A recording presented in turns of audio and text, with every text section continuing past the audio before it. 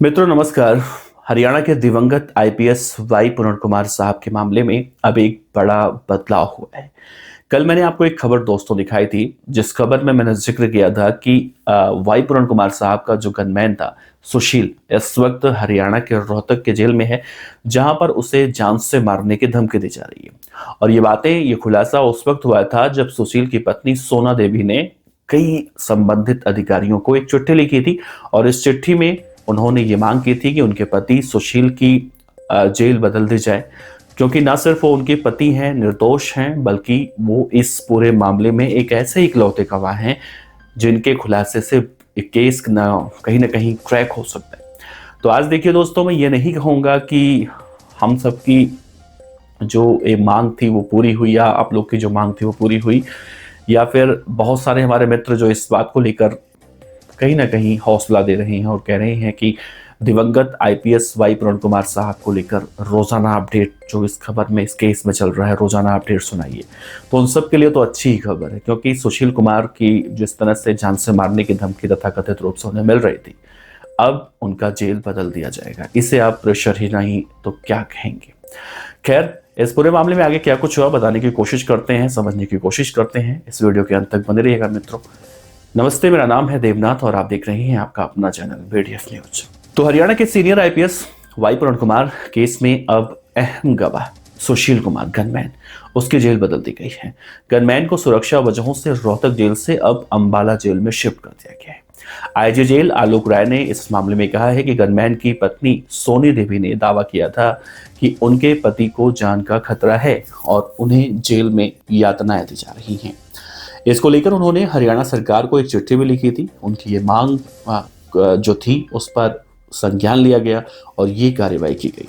Sushil Kumar IPS Y पूर्ण कुमार के अलावा रोहतक के साइबर सेल के एएसआई संदीप लाठर के केस में भी बहुत ही अहम कड़ी के रूप में देखे जा रहे हैं। संदीप लाठर ने 14 अक्टूबर को रोहतक में अपने ही मामा के खेत में खुद को गोली मारी और रोहतक पुलिस ने करप्शन केस में सुशील कुमार को 6 अक्टूबर को अरेस्टिंग दिखाई थी। तब से वो जेल में बंद है। सुशील की गिरफ्तारी के अगले दिन यानी 7 अक्टूबर को वाई पूर्ण कुमार साहब ने चंडीगढ़ में अपने आवास पर इस तरह से कदम उठाया था। बताया जा रहा है कि पूर्ण कुमार ने जिस रिवॉल्वर से ये कदम उठाया था वो सुशील कुमार का सर्विस रिवॉल्वर था। अब सुशील कुमार को अरेस्ट करने वाली जो रोहतक की टीम में एएसआई संदीप लाठर शामिल था, सोनी देवी यानी उनकी पत्नी ने यह भी साफ कर दिया है, इस बात पर जोर दिया है कि वो उनके पति सुशील कुमार यानी जो हैं वो साधारण कैदी नहीं है, बल्कि आईपीएस अधिकारी वाई पूर्ण कुमार की आत्महत्या से पहले जो संदिग्ध परिस्थितियों से जुड़ी एफआईआर है उसमें एक मात्र ऐसे गवाह हैं। इस लेटर में उन्होंने ये भी कहा था कि सुशील ही अगले ऐसे व्यक्ति हैं जो ये बता सकते हैं कि रोहतक में उनके खिलाफ जो दर्ज एफआईआर है वो झूठा है और उन्हें फंसाने के लिए ये पूरी प्लानिंग की गई थी। दिवंगत आईपीएस अधिकारी की पत्नी और आईएएस अधिकारी अमनीत कुमार भी पहले ऐसा ही आरोप लगा चुकी हैं। उनका कहना है कि उनके पति को मानसिक रूप से परेशान करने के लिए एफआईआर दर्ज करवाई गई थी। सोनी ने भी यही आरोप लगाया कि पूर्ण कुमार के परिवार ने जिन जिन प्रभावशाली अधिकारियों पर आरोप लगाया था वो अब सब जरूरी गवाहों को चुप कराने की कोशिश कर रहे हैं।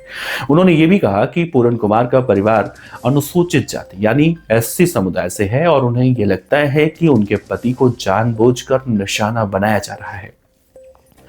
सुशील कुमार यानी जो गनमैन है जिनके बारे में चर्चा कर रहे हैं, उनकी पत्नी सोनी देवी ने इस पूरे मामले को बहुत ही गंभीर बताते हुए अधिकारियों से गुजारिश की है कि सुशील को रोहतक जेल से तुरंत निकालकर अंबाला या फिर चंडीगढ़ जैसी किसी हाईटेक सुरक्षा वाले जेल में भेजा जाए, जहां पर वो आराम से रह सके, कोई धमकियों की ना दे। संदीप और विकास नाम के दो कैदी दरअसल सुशील को जान से मारने की धमकी दे रहे हैं, ऐसा उन्होंने आरोप लगाया था। सुशील कुमार की पत्नी ने यह चिट्ठी 2 नवंबर को हरियाणा के अतिरिक्त मुख्य सचिव जो गृह विभाग के हैं और जेल के महानिदेशक पंजाब और हरियाणा हाईकोर्ट के रजिस्ट्रार जनरल रोहतक जिला और सत्र न्यायाधीश चंडीगढ़ एसआईटी और जेल अधीक्षक को एक साथ चिट्ठी भेजी थी। आईपीएस पूर्ण कुमार के केस में जो जांच चल रही है उसमें एसआईटी ने 2 वकीलों के बयान भी अब दर्ज किए हैं, जिनमें ये पुष्टि हुई है कि पूर्ण कुमार ने अपनी मौत से एक दिन पहले 2 वकीलों से भी बात की थी। वकीलों ने पुलिस को बताया कि पूरण कुमार साहब ने 6 अक्टूबर को रोहतक में अपने पीएसओ सुशील कुमार के खिलाफ एफआईआर दर्ज होने के बाद कानूनी सलाह के लिए उनसे संपर्क किया था। शराब ठेकेदार प्रवीण बंसल ने इस पूरे मामले में एफआईआर दर्ज करवाई थी, जिसमें आरोप लगाया गया था कि सुशील कुमार ने उनसे 2.5 लाख रुपए हर महीने की रिश्वत मांगी थी। अपने बयानों के दौरान वकीलों ने पुलिस को बताया है कि अधिकारी ने बार बार उस बातचीत में चिंता व्यक्त की थी कि कहीं उनकी गिरफ्तारी ना हो। ये तो सिर्फ शुरुआत है, उन्हें डर है कि बहुत जल्दी उनके खिलाफ झूठा मामला दर्ज करवाया जा सकता है। जांच सूत्रों के मुताबिक एक वकील ने यह भी कहा है कि एफआईआर को लेकर बहुत चिंतित थे। उन्हें आशंका थी कि उन्हें भी झूठे मामले में फंसाने की कोशिश की जा रही है और ये गंभीर मानसिक दबाव में उस वक्त चल रहे थे। अब देखिए दोस्तों, इस पूरे मामले में एक जीत तो आप कह सकते हैं कि सुशील कुमार गनमैन का जो अंबाला जेल में ट्रांसफर हुआ है, यानी उन्हें यहां से अब अंबाला जेल में शिफ्ट कर दिया गया है, तो कहीं ना कहीं जो संदीप और विकास नाम के 2 लोग के नाम सोनी देवी ने अपने उस चिट्ठी में लिए हैं कि 2 लोग उन्हें जान से मारने की धमकी दे रहे थे, तो वो 2 लोग अब फिलहाल वहां पर तो नहीं पहुंच पाएंगे। लेकिन ऐसे में एक बात और जांच पड़ताल करनी चाहिए।